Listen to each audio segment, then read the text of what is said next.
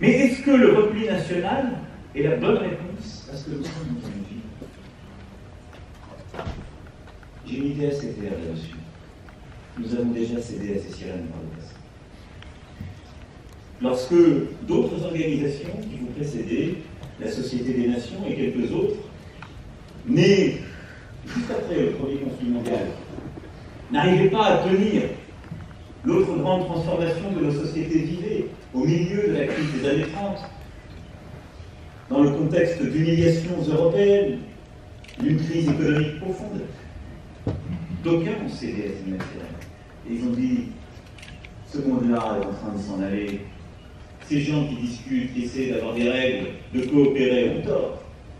Il y a des réponses, elles sont hégémoniques. Il y a des vérités, elles sont non coopératives. Il y a une solution, le repli national. Ce continent l'a vécu dans sa chair.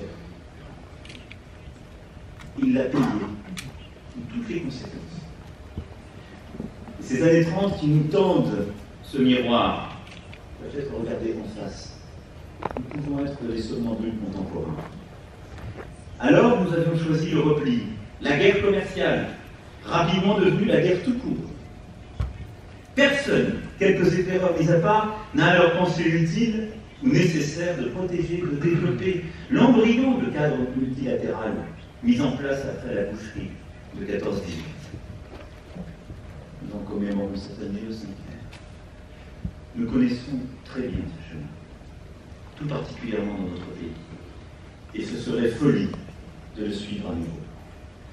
On ne répond pas à la violence contemporaine par l'accroissement des tensions et de la violence, ou par la menace. On ne répond pas au dysfonctionnement contemporain par le repli, le protectionnisme, le rejet des réponses multilatérales, hier comme aujourd'hui. Et nous le savons. Car toutes ces réponses aggravent la crise et les déséquilibres du monde, au lieu d'y répondre. Nous devons, dès lors, combattre 3 écueils dans ce monde qui craque. Le confort de la prospérité isolée, sans comprendre que le succès économique ne se construit jamais durablement au détriment des autres pays. On peut parfois être riche à un moment donné. Cette richesse se fait toujours. Parce qu'on est meilleur que l'autre. Parce que le monde fonctionne ainsi. Ceux qui cèdent à ce mirage d'une prospérité isolée, l'histoire les rappellera à l'ordre, mais ils auront leurs responsabilités.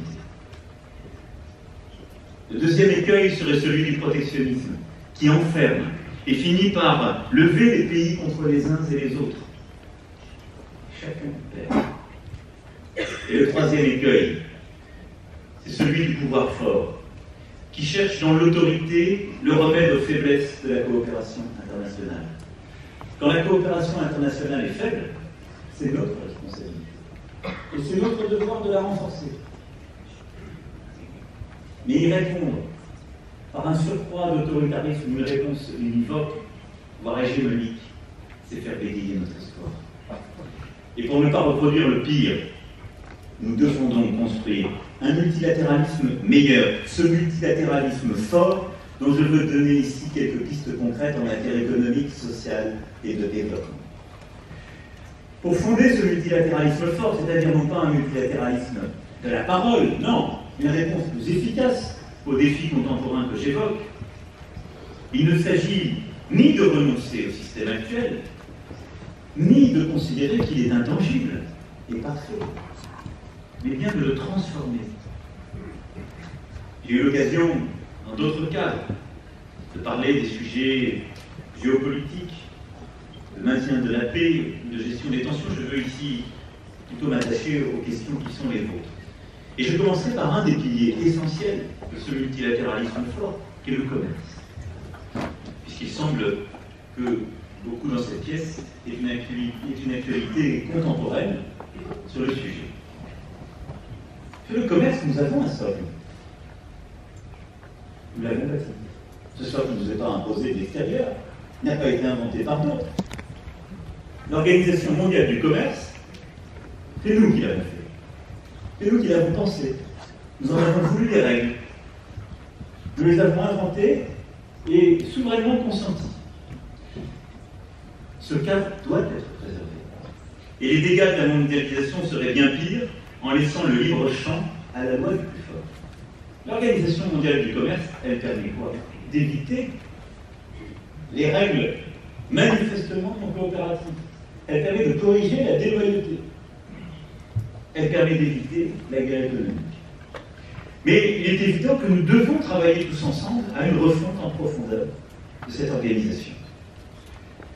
En particulier, nous sommes aujourd'hui confrontés à une crise qui existe dans nombre de nos économies, née de pratiques de concurrence déloyale ou de dumping. C'est une réalité. Mais la réponse est-elle de fracturer l'ordre mondial que nous avons établi? Non. En matière de surcapacité dans le domaine de l'acier, je compte sur l'engagement de l'OCDE pour encourager tous les membres du Forum mondial à remplir enfin leurs obligations. Nous sommes engagés au sein du G20. L'OCDE s'est aussi engagée pour traiter de ce sujet. Nous le connaissons. Nous n'allons pas le régler par des guerres commerciales bilatérales. Nous ne pouvons le régler par un engagement collectif de la communauté internationale. C'est une bonne voie fondée sur la coopération et l'échange d'informations qui a été décidée. Nous devons désormais la rendre opérante. Il faudra l'étendre à d'autres domaines pour faire face à toutes les politiques d'expansion industrielle qui reposent sur des pratiques déloyales, par exemple sur le plan de la propriété intellectuelle, dans des secteurs comme l'aluminium, l'électronique ou les batteries. Et c'est une réalité. Notre commerce international peut et doit être amélioré lorsqu'il y a des pratiques déloyales ou lorsque la propriété intellectuelle est pillée. Il est normal que nous réagissions ainsi, mais il faut le faire en bon ordre, en bon cadre. Parce que nul ne sait expliquer à ces travailleurs ou à ces sociétés qu'on ne fait pas respecter cet ordre contemporain. Mais prétendre les protéger en cassant les règles communes et en lançant la guerre de manière bilatérale n'est pas une meilleure réponse. Je veux ici répéter, à la veille d'importantes décisions, les réponses unilatérales et les menaces de guerre commerciale ne régleront rien des graves déséquilibres du commerce mondial. Rien. Ces remèdes apportent peut-être une satisfaction symbolique à court terme, parce qu'ils paraissent plus intelligibles. Peut-être. Mais je n'ai jamais pris, en tout cas, le peuple qui m'a donné mandat pour un imbécile. On peut penser faire plaisir à ses électeurs en leur disant « J'ai une victoire, j'ai changé les règles, vous allez voir ». Les derniers qui ont mené des guerres commerciales bilatérales, parfois les mêmes, ont vu les prix augmenter et le chômage monter. Pourquoi? Parce que la réalité de notre commerce international n'est plus bilatérale. Parce que le téléphone que vous avez dans votre poche, si je lis bien ce qu'il y a écrit derrière, parce que vous avez à peu près tous le même modèle, quelques exceptions, il est designed in California and assembled in China. Il se peut même que certaines pièces soient passées par l'Europe.